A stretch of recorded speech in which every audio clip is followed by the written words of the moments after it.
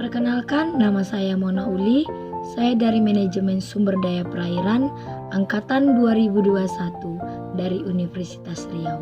Di sini saya akan menjelaskan dan mempraktekkan hasil praktikum saya, yaitu tentang cara pengukuran kualitas air.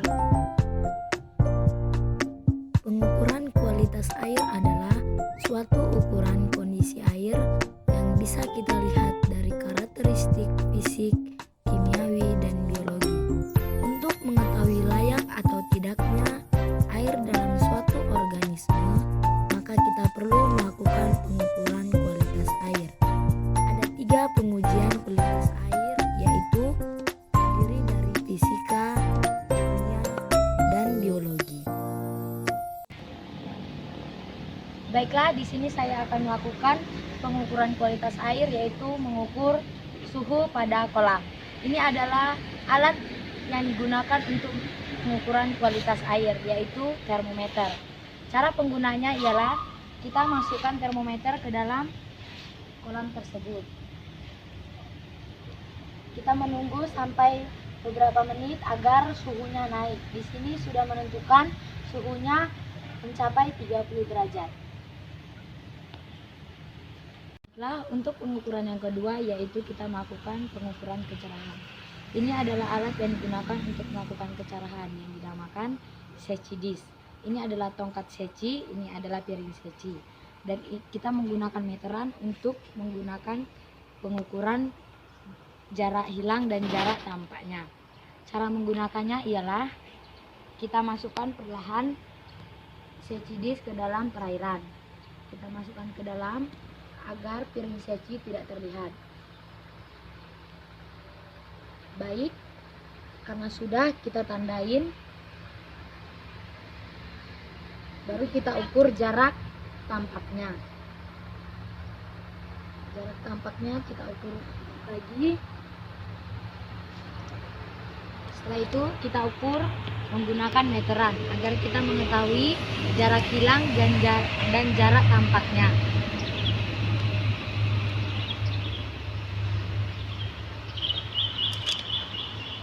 Setelah itu kita masukkan ke dalam rumus, yaitu jarak hilang ditambah jarak tampak dibagi 2. Dan hasilnya adalah kecerahan pengukuran kualitas air. Selanjutnya kita melakukan pengukuran kekeruhan. Yang pertama, alat yang digunakan ialah turbidimeter, sampel air, dan tisu gulung. Pertama, kita kalibrasi terlebih dahulu turbidimeternya. Setelah kita kalibrasi, kita nyalakan on. Akan muncul garis dan alat yang siap digunakan. Kemudian kita tuangkan air sampel ke dalam kuvet yang sudah ditentukan. Kemudian kita tutup dan kita masukkan ke dalam turbidimeter.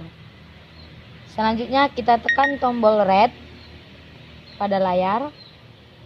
Akan muncul tulisan sip atau sampel in process. Kita tunggu selama kurang lebih dari 25 detik agar muncul nilai kekeruhan yang kita tentukan. Baik, nilai kekeruhan sudah muncul. Nilai kekeruhan yang diperoleh ialah 0,3 FTU. Baiklah, itu adalah nilai kekeruhan. Baiklah, selanjutnya kita akan mengukur kedalaman air. Ini adalah alat pemberat untuk mengukur kedalaman air, dan kita menggunakan meteran untuk mengukur kedalaman air tersebut. Prosedur pengerjaannya ialah kita masukkan alat pemberat ke dalam dasar perairan sampai ke dalam perairan. Setelah sudah masuk, kita tandain dan kita ukur menggunakan meteran.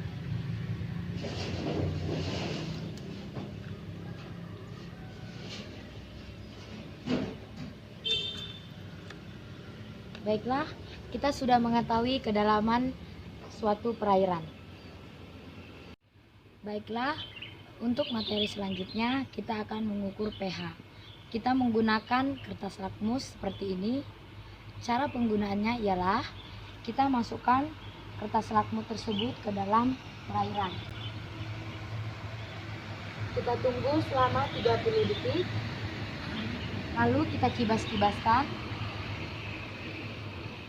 Kita tentukan berapa asam, netral, dan basanya pH. Baiklah, di sini sudah ditentukan. Itulah hasil dari pengukuran pH. Materi selanjutnya ialah kita mengukur kecepatan arus. Alat yang kita gunakan ialah botol dan tali rapia. Lalu kita perhitungkan jarak dari titik A ke titik B. Lalu kita masukkan botol ke dalam perairan agar kita mengetahui berapa kecepatan, dan kita menghitungnya menggunakan stopwatch. Setelah sampai ke titik B, lalu kita matikan stopwatch. Setelah itu kita masukkan ke dalam rumus kecepatan arus. Selanjutnya kita akan melakukan pengukuran oksigen terlarut. Baiklah, di sini ada alatnya, yaitu ini adalah botol blinker, dan yang kedua ada juga botol Erlenmeyer. Cara pengambilan sampelnya ialah kita masukkan botol Erlenmeyer ke dalam perairan dengan kemiringan 45 derajat. Usahakan agar tidak bubbling. Setelah itu, lalu kita tutup botolnya. Baiklah, selanjutnya di sini kita sudah mempunyai alat, yaitu pipet tetes, jarum suntik, dan larutan zat-zat. Selanjutnya kita ambil larutan MnSO4 sebanyak 1 mili, kita masukkan.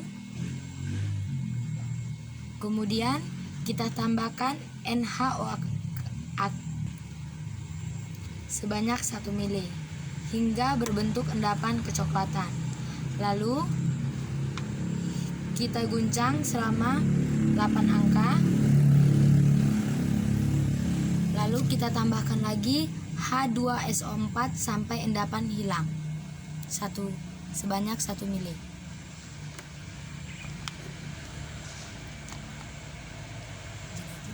Lalu kemudian kita masukkan larutan tersebut ke dalam botol Erlenmeyer sebanyak 50 mili.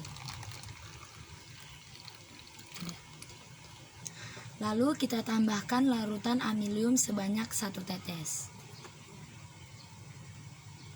Setelah ditambahkan, aluminium kita aduk perlahan. Lalu kita tritasi menggunakan larutan N-anil sulfat untuk melihat warna airnya.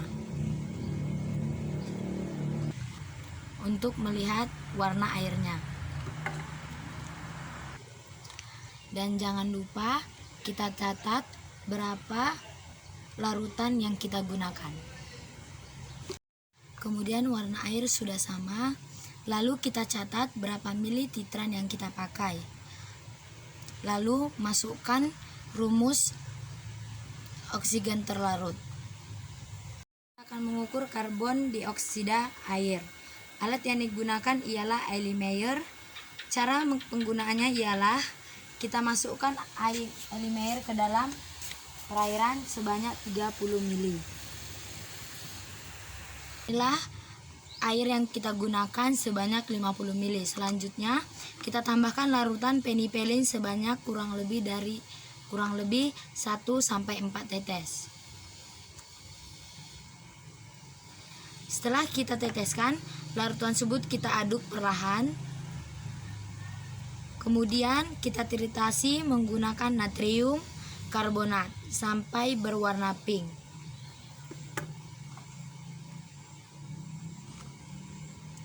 Sudah terlihat perbedaannya. Kemudian kita perkirakan berapa yang tepat. Lalu kita catat ke dalam rumus CO2 bebas. Baiklah, itulah hasil dari cara pengukuran kualitas air. Kurang dan lebihnya saya mohon maaf.